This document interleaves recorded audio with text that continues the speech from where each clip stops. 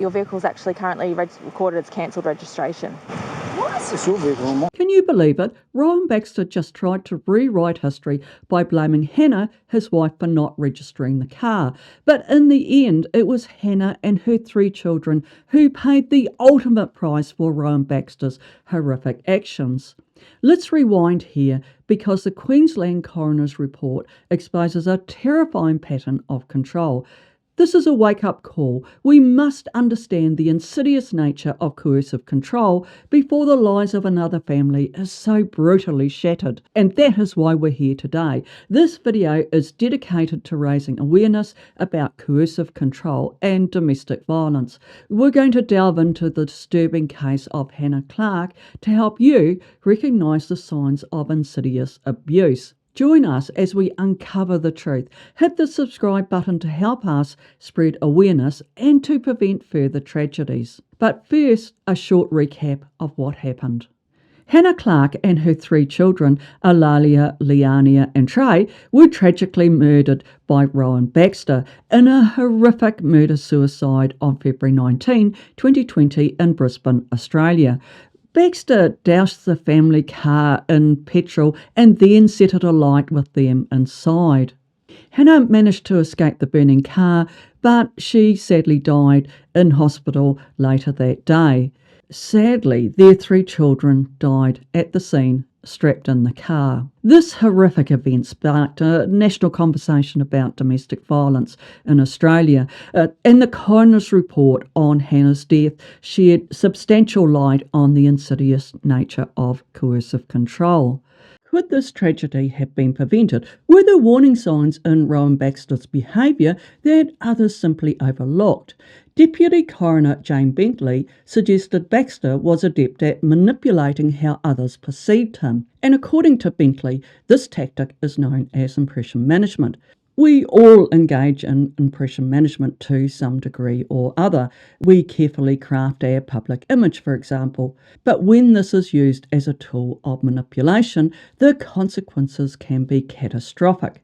In the case of psychological abuse, perpetrators often employ impression management to control how others view them, while simultaneously isolating and controlling their victim. Rowan Baxter was a master manipulator by constructing a meticulously crafted mask to deceive others around him. Baxter was also an expert at manipulating public perception through social media. He carefully crafted a false narrative of his relationship with his children on Instagram, for example, often posting photos suggesting that he was separated from them when in actual fact he had contact with them. This tactic was part of a larger strategy to portray himself as a devoted father wrongfully denied access to his children. By strategically blaming Hannah for their separation, Baxter manipulated public opinion, casting himself as the victim. But Baxter's manipulations extended beyond social media. He emotionally manipulated his ex-partner, PP, by fabricating a distressing scenario. Baxter tearfully claimed to have separated from Hannah and stated to her that he hadn't seen their children for 30 days, which was a blatant lie, and it was designed to evoke sympathy and concern. He was simply playing the victim. He further intensified this deception by falsely claiming to be in therapy and to have a strong support network. Baxter further escalated his manipulation by fabricating a restraining order and then falsely informed his ex-partner, PP, that Hannah had filed a stalking application against him, a calculated move to portray Hannah as the antagonist and him as the victim. Rowan Baxter was ruthless in exploiting PP's compassion for him by fabricating a dire financial situation. He claimed to have accrued significant rental debts since separating from Hannah. He further reinforced his victim narrative. To solidify his deception, Baxter sent a falsified bank statement showing a paltry balance of $21. This manipulative tactic successfully induced PP, his ex-wife, and her husband to provide financial assistance, inadvertently impairing his controlling behaviour. Rowan Baxter embarked on a systematic campaign to destroy Hannah's reputation by targeting her closest circle. He crafted a false image of her as unreliable and irresponsible and fabricated a history of alcohol misuse. This calculated strategy was aimed to isolate her, damage her credibility, and position himself as the victim. Baxter's manipulation intensified as he falsely accused Hannah of denying him access to their children.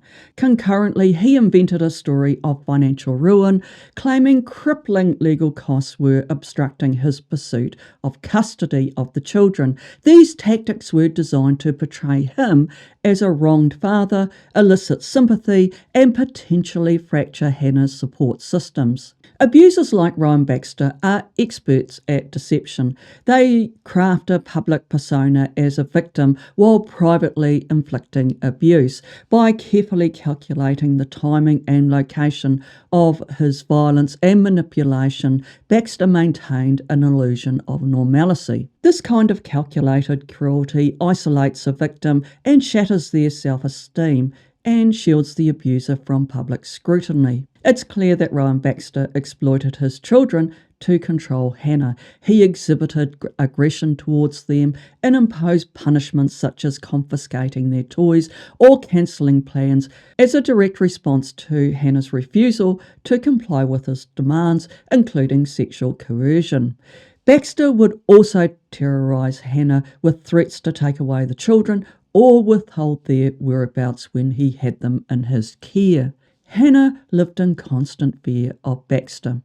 She was paralysed by the potential consequences for her children if she attempted to leave him.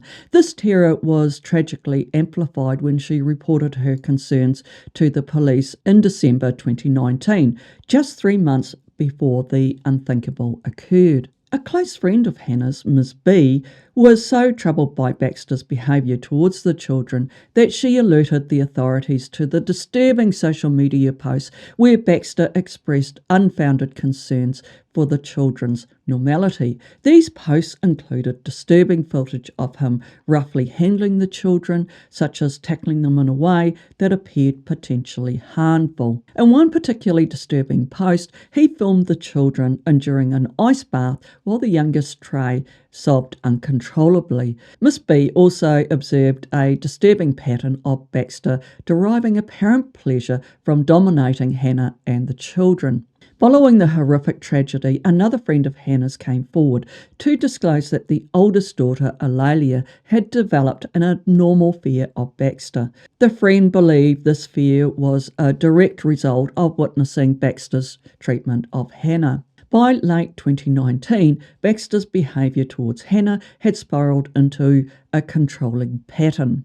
His extreme and unfounded accusations of her infidelity with a male friend suggested a possible case of morbid jealousy. This is a severe mental health condition and it's characterised by delusional beliefs of a partner's betrayal despite evidence to the contrary.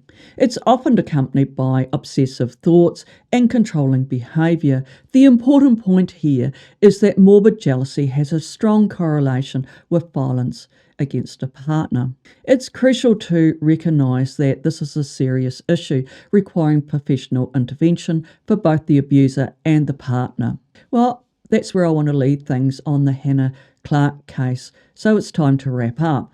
The horrific murder of Hannah Clarke and her 3 children is a stark reminder of the devastating consequences of domestic violence. Hannah's courage in the face of unimaginable terror is both heartbreaking and inspiring. Her story underscores the urgent need for comprehensive support systems and widespread public awareness to address the insidious nature of domestic abuse. We must prioritise identifying and countering coercive control techniques used by abusers. By understanding the warning signs and providing accessible resources, we can strive to prevent similar tragedies. The inquest into this heartbreaking case offers invaluable insights into the complexities of domestic violence and its consequences. Let's honour the memory of Hannah and her 3 children by committing to a future free from the shadow of abuse. Building a world where domestic violence will not be easy, but together we can create a safer future for everyone.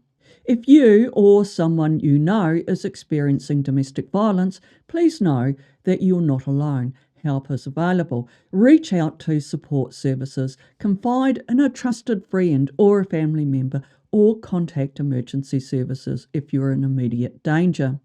For more in-depth information, I've included a link to the coroner's report in the description below, along with contact details for violence support services. Let's turn our words into action. Share this message, like and subscribe to help spread awareness and support those affected by domestic violence. For now, take care.